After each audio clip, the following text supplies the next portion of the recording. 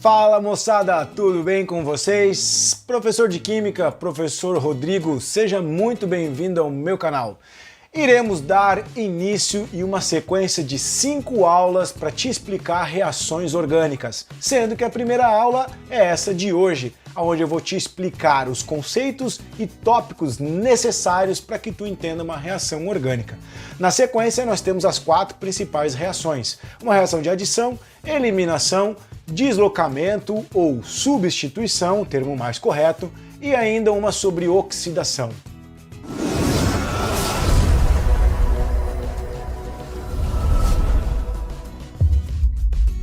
Novamente, seja muito bem-vindo ao Explica Química. Eu me chamo Rodrigo, sou professor de Química.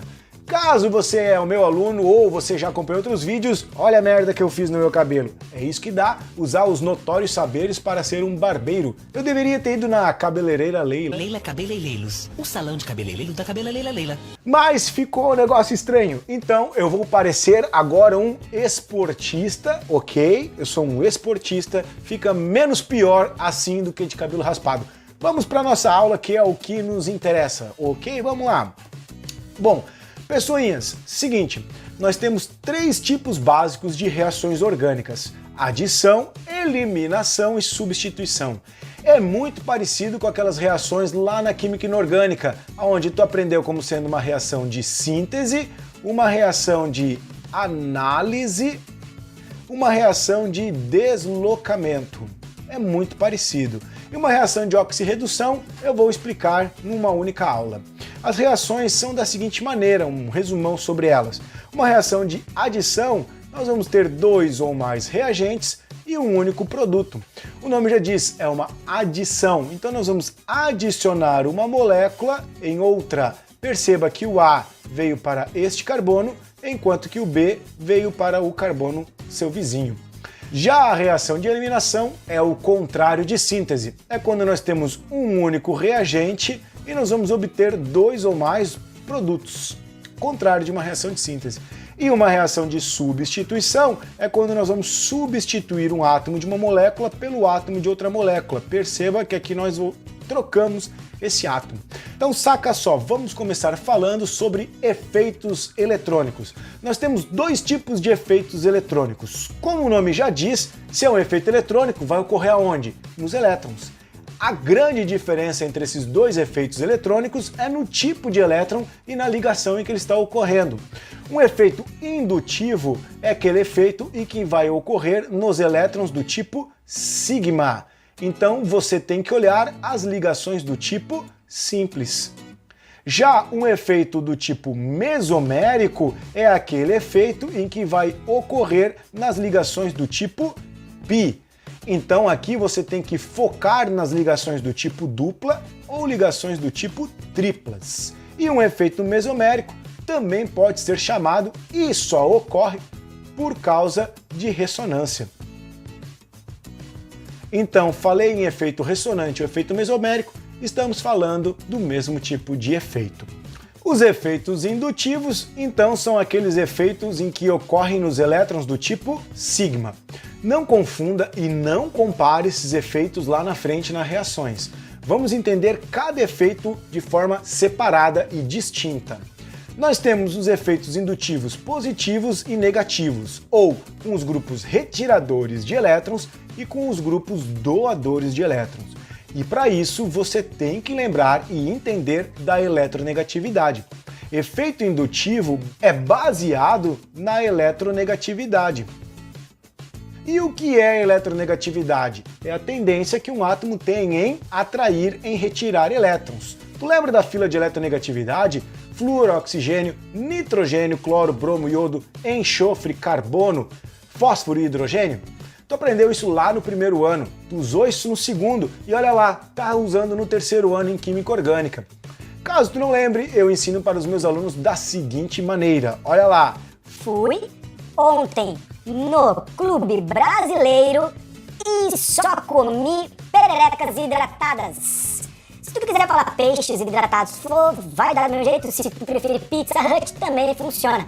Mas eu quero que tu grave essa frase, porque você vai utilizar isso Se tu for fazer alguma engenharia que envolva química, tu vai usar. Biomedicina, tu vai usar. Nutrição, não sei. Aonde tiver química e nós formos falar de eletronegatividade, você vai usar isso daqui.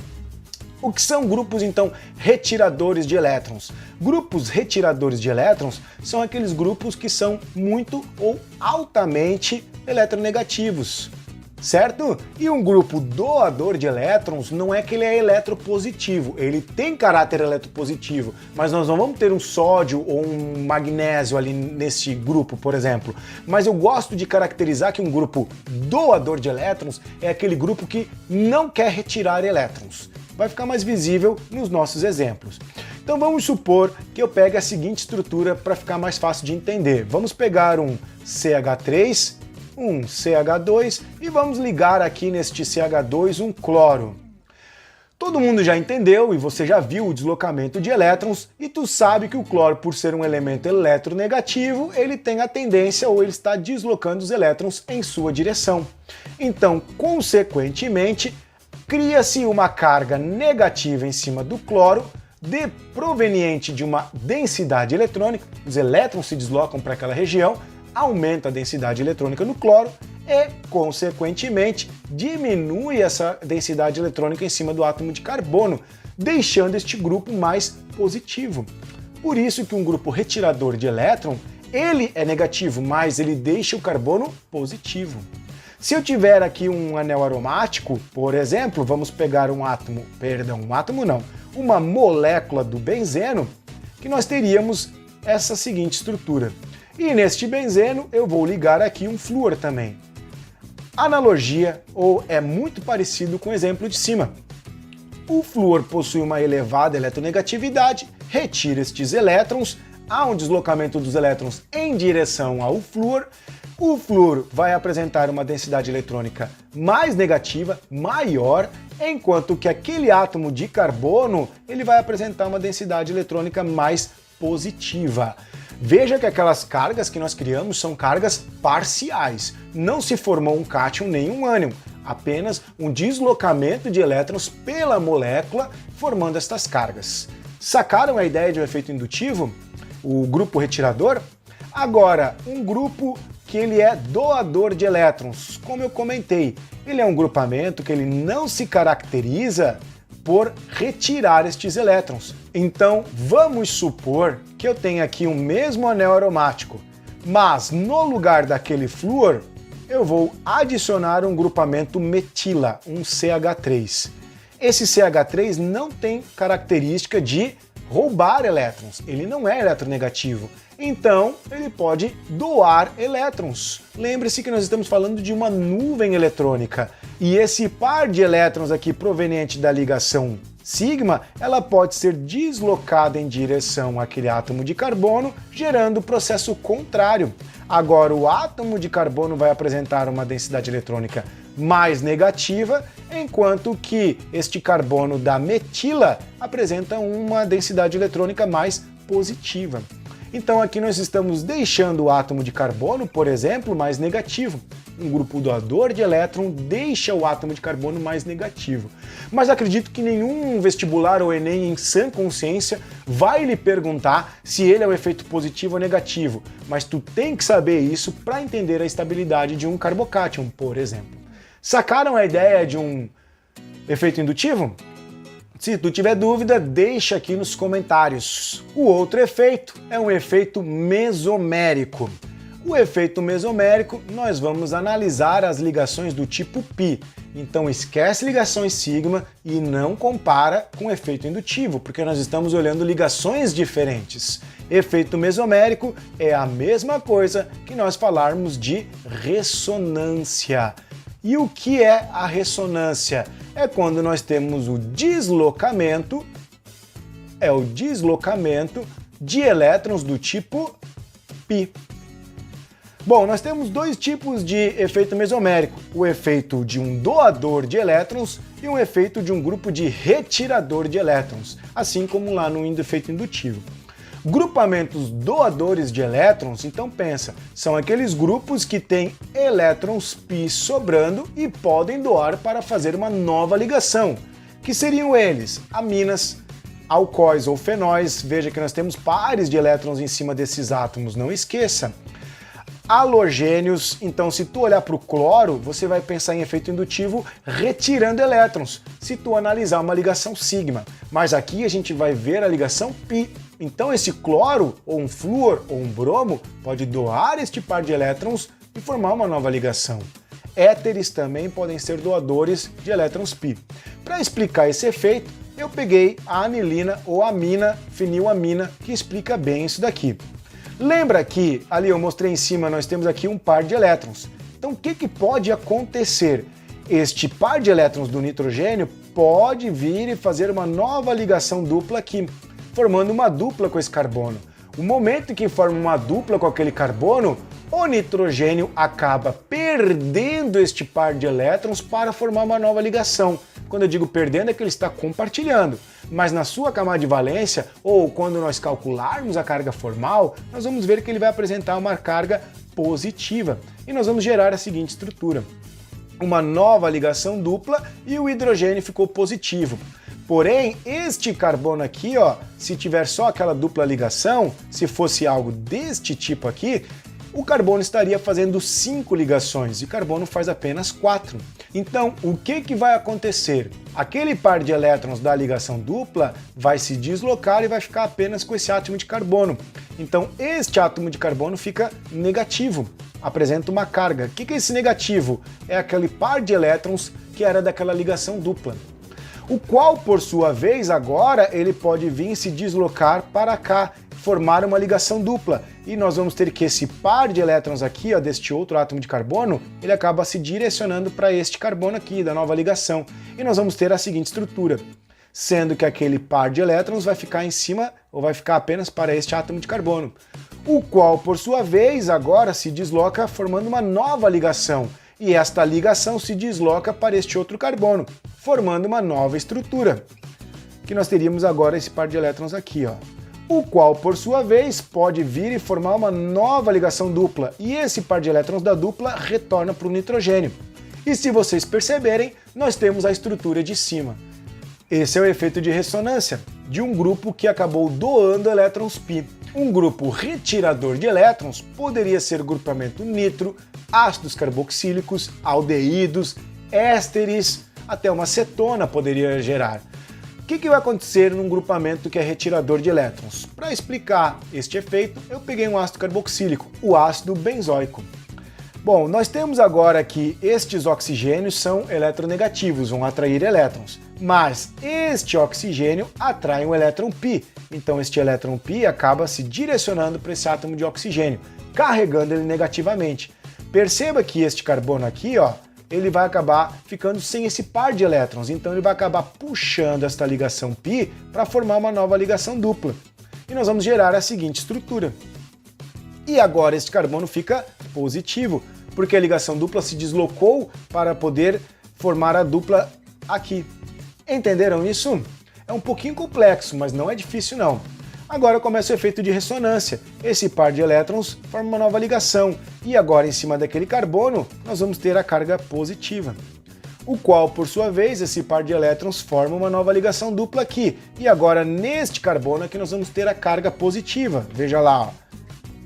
Que por sua vez, agora este par de elétrons pode retornar para cá, formando uma ligação dupla, e este elétron retorna para cá. E perceba que nós temos a estrutura de cima. Isso é o efeito mesomérico. Apenas para frisar, este efeito de ressonância também ocorre em moléculas de cadeias abertas, não apenas num anel aromático. Cisão, ou quebra de uma ligação. Uma ligação pode ser quebrada de duas formas distintas. Uma quebra homolítica, e homo significa o quê? Igual. Ou uma quebra do tipo heterolítica. Hétero significa diferente. Então nós vamos ter uma quebra de forma igual e uma quebra que vai ser de forma diferente. Quando essa cisão, essa quebra for homogênea, nós vamos ter a formação de radicais. E radicais livres são espécies extremamente instáveis e reativas. Vou explicar isso em cima do CH4, que é mais fácil de entender. Nós sabemos que o metano tem a seguinte fórmula estrutural. Cada ligação sigma é composta por um par de elétrons. Então eu tenho aqui um par de elétrons da ligação CH. Vou explicar em cima daquela ligação CH, mas pode ocorrer em qualquer ligação do tipo CH. O que vai acontecer? Nós vamos passar uma radiação ultravioleta, nós vamos quebrar esta ligação de forma homolítica. Bem aqui, ó, no meio. Sempre em química orgânica, quando nós fazermos uma seta completa, nós estamos falando dos dois elétrons. Quando é uma seta pela metade, uma meia seta, nós estamos representando um único elétron. Então o que vai acontecer? Esse elétron vai ficar com este átomo de hidrogênio, veja ali que eu fiz uma meia seta, enquanto que este elétron fica com este átomo de carbono. Eu fiz uma outra meia seta. E nós vamos ter a formação das seguintes espécies. Um H3C com um elétron só, mais um H com um elétron só. Aqui nós temos a formação de um radical. Então, uma quebra homolítica ocorre a formação de radicais. Já na quebra heterolítica, nós vamos ter duas espécies novas que eu vou te ensinar. Vou explicar em cima do CH4 também e já vou fazer a fórmula estrutural do gás metano. Vamos supor que eu tenho a seguinte estrutura. Lembrando que a ligação é composta por um par de elétrons. A quebra é de forma desigual. Supomos que a quebra for quebrada exatamente ali, ó, de forma com que, olha como eu vou representar a seta, os dois elétrons vão ficar com este carbono. Eu fiz uma seta completa, é apenas uma representação. Então nós vamos ter aqui a formação do quê? Nós vamos formar um H3C com um par de elétrons sobrando, mais um H sem nenhum elétron. Nós aqui formamos um cátion e um ânion, diferente do processo anterior. Aqui eu tenho um átomo com um par de elétrons a mais e um com um par de elétrons a menos. E isso daqui nós vamos chamar de ser um carboânion ou um carbânion. O que é um carbânion? É quando nós temos um ânion formado em cima de um carbono.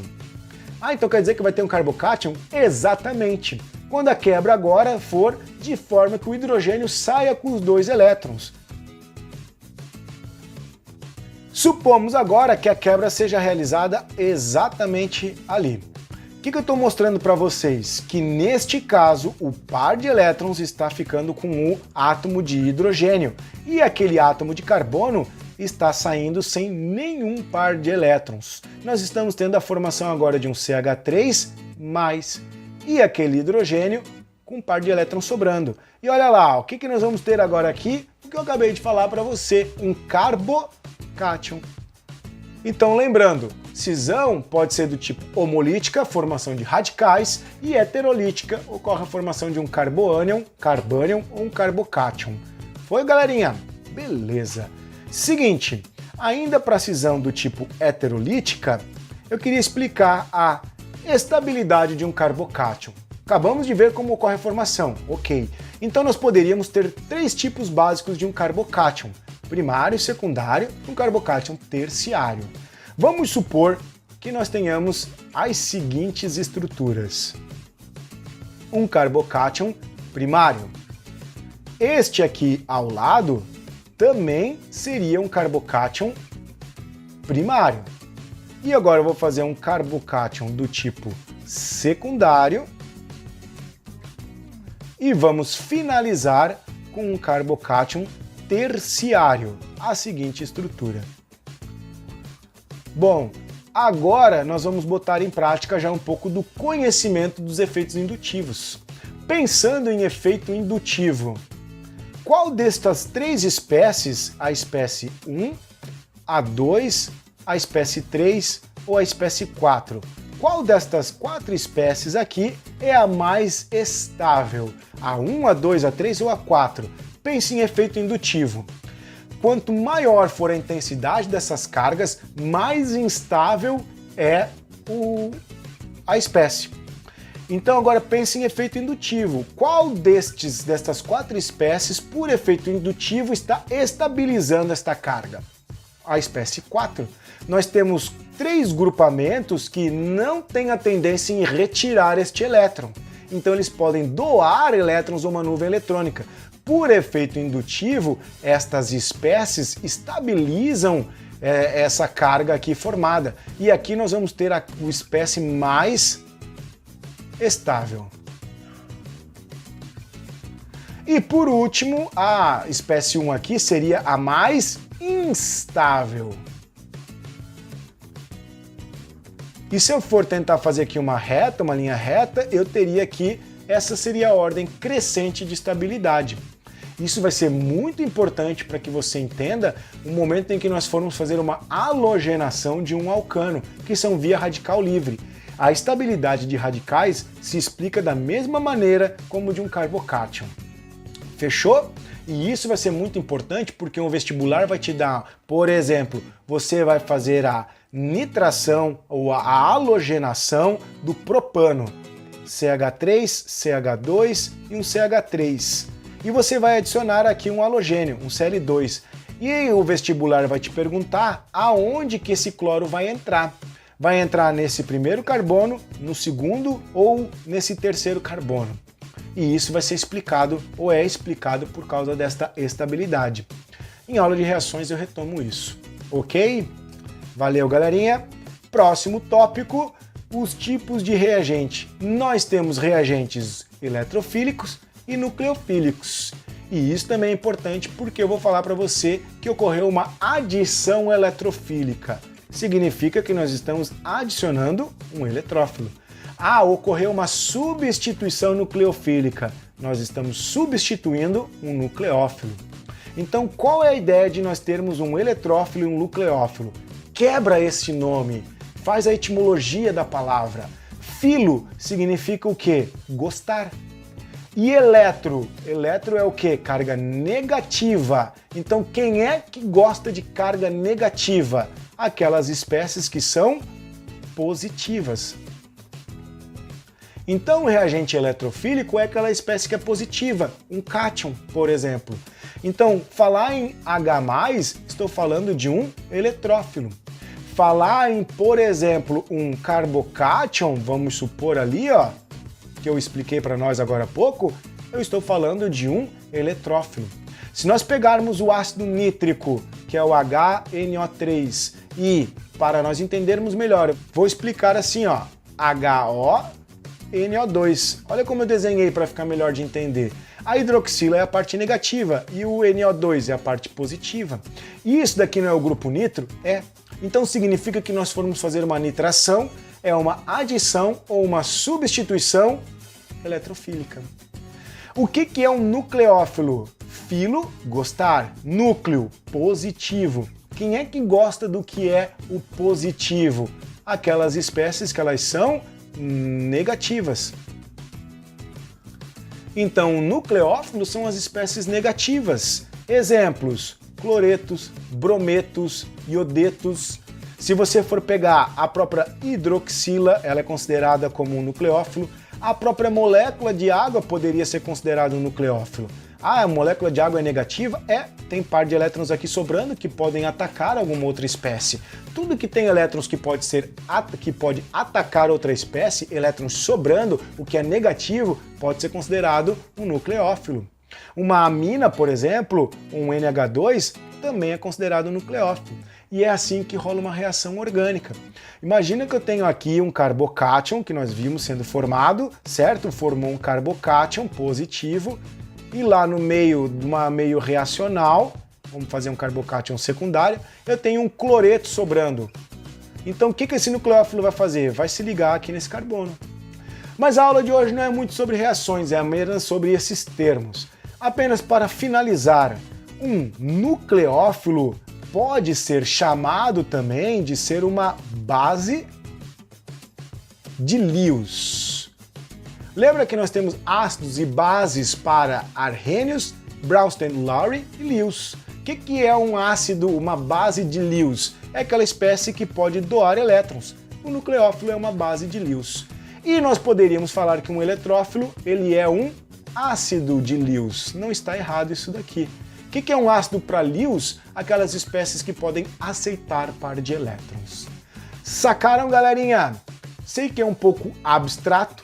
Volta aí no vídeo, assiste de novo, manda um e-mail para mim, questione, tire suas dúvidas, que nas próximas aulas nós vamos falar sobre as reações e vamos empregar estes conceitos que nós vimos hoje.